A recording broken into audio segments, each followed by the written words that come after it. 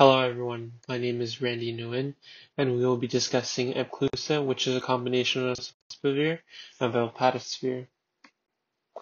This is the table of contents. We will first be discussing indication and dosing, second, dosing adjustments, third, mechanism of action, then patient monitoring, and lastly, patient consultation. Alright, first, indications and dosing. Before we dive right in, I would like to provide an overview of the hepatitis C virus.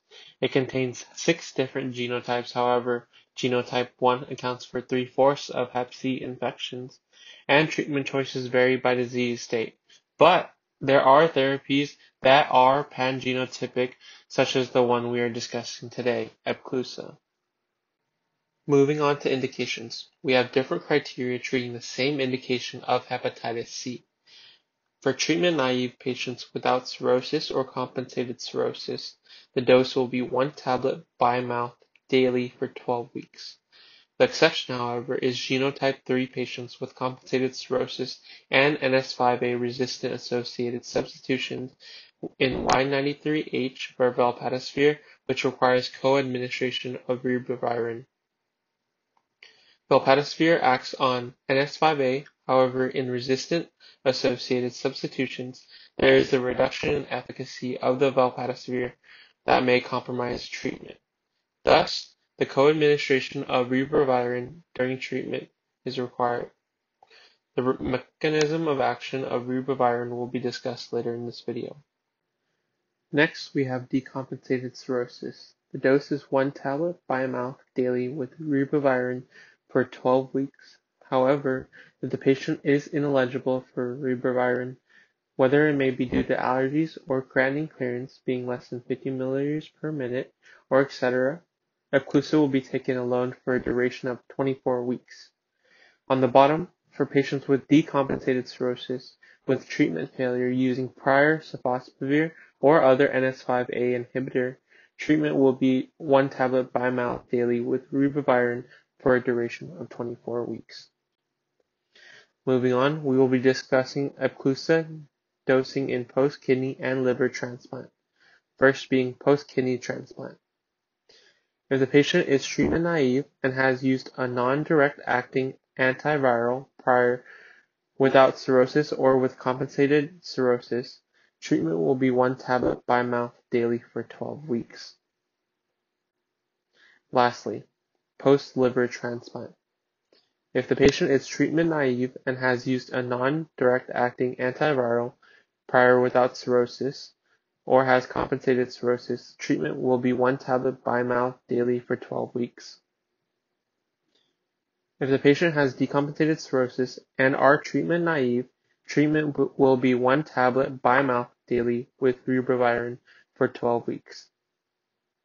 If the patient has used a non-direct acting antiviral prior, it will be Epclusa monotherapy, 1 tablet by mouth daily for 24 weeks.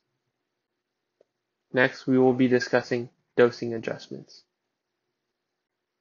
For renal impairment, there are no adjustments necessary. For hepatic impairment, however, changes only occur if the patient is experiencing hepatotoxicity in treatment. However, if they have had hepatic impairment prior, no changes are required.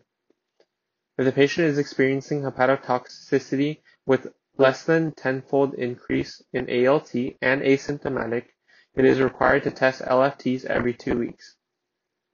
If they are symptomatic, however, it is recommended to discontinue the medication. It is also suggested to discontinue the medication in patients with an increase in ALT with a magnitude of 10-fold or higher. We'll now move on to the mechanism of action for Epclusa. So, how does Epclusa work? It is a combination drug of sofosbuvir seen under NS5B polymerase inhibitors and valproatovir seen under NS5A inhibitors. The sofosbuvir component is a prodrug that, once activated, inhibits HCV NS5B RNA-dependent RNA polymerase that undergoes intracellular metabolism to form uridine analog triphosphate and inhibits viral replication by incorporating into HCV RNA and acts as a chain terminator. The valpapativir component, on the other hand, is an inhibitor of the HCV NS5A protein required for viral replication. Lastly, in some cases, ribavirin may be used concomitantly with Epclusa. It is not certain, but ribavirin is thought to act as an inhibitor to viral polymerase just as Epclusa does. This is a summary on the mechanism of action discussed on the last slide, with valpapativir inhibiting HCV NS5A protein, while sofosbuvir is a nucleotide prodrug that is converted to GS461203 and inhibits NS5B protein responsible for RNA replication and acts as an RNA chain terminator. Next, monitoring. Per the American Association for the Study of Liver Diseases and the Infectious Diseases Society of America, the next few slides will focus on their information on how to monitor patients prior to treatment, during treatment, and the labs that are required. First off, vaccinations. Vaccination against hepatitis A and hepatitis B are recommended for all susceptible persons. In patients with cirrhosis, vaccination against pneumonia is recommended as well. Possible patient factors to be aware of are potential DDIs, such as acid-reducing agents, antiarrhythmics, anti-cancer, anticonvulsants, antimicrobials, and HIV antiretroviral therapies. Patient medication adherence is also incredibly important to ensure proper treatment of hepatitis C and achieving the end goal of curing the disease. Adherence also lowers the risk of drug resistance. So what are some labs that is required of the patient? Anytime prior to treatment, the patient must test for quantitative HCV RNA to determine viral load, comorbid HIV or Hep B, so that practitioners may determine appropriate therapy to treat both disease states. Both HIV and Hep B may accelerate liver fibrosis and is associated with a poor HCV prognosis. 6 months prior to treatment, a CBC, INR, hepatic function, and eGFR must be taken. Immediately prior to treatment, a serum pregnancy test is taken since the safety with pregnancy populations for Epclusa is not yet established. A genotype 3 test must be taken as well to ensure treatment efficacy, since it may interfere with valpapativir and thus ribavirin is required. Lastly, what do we want to monitor during treatment? Liver function tests are first and foremost. We want to monitor for any signs of hepatotoxicity that may alert us to check the patient's LFTs more often or even discontinue the medication altogether. If the patient has comorbid diabetes or concomitant amiodarone use, we would want to monitor blood glucose or patient's cardiac state respectively. Lastly, what should we go over with the patient when they come to pick up their medication? The drug name is Epclusa for brand name and sofosbuvir and valpapativir for generic. The drug has a boxed warning of hepatitis B reactivation, and it is a medication used for hepatitis C infections. If the patient has any allergies, liver problems, or already on either of these medications, tell them to inform their doctor right away. Inform them to discuss with their doctor with their complete medication regimen, as some drugs may interact with this medication. So what are some things that patients may need to know while on this drug?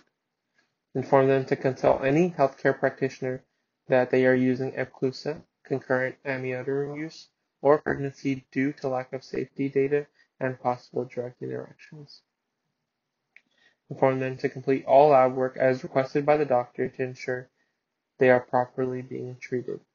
Lastly, inform the patient on safety practices such as safe sexual intercourse using a condom, either latex or polyurethane, works. And do not share needles, toothbrushes, or razors, as this may lead to the spread of hepatitis C. What are some side effects that the patient should be aware of? Inform the patient that if they are experiencing allergic reactions such as swelling or blocked airways, or if they experience liver problems such as weakness, nausea, vomiting, or jaundice, contact the doctor right away. Some side effects that can be expected are tiredness, weakness, headache, upset stomach and/or diarrhea, and insomnia. Lastly, how should patients take this medication? Take it with or without food, space out antacids with a 4-hour gap both before and after taking the medication, and consult the doctor if the patient is taking any anti-reducing agents such as omeprazole or Pepsin. If the patient ever misses a dose, inform them to take it as soon as possible, but if it is near the next dose, skip the missed dose and take it upon the next scheduled time. Here are my references, and thank you all for listening.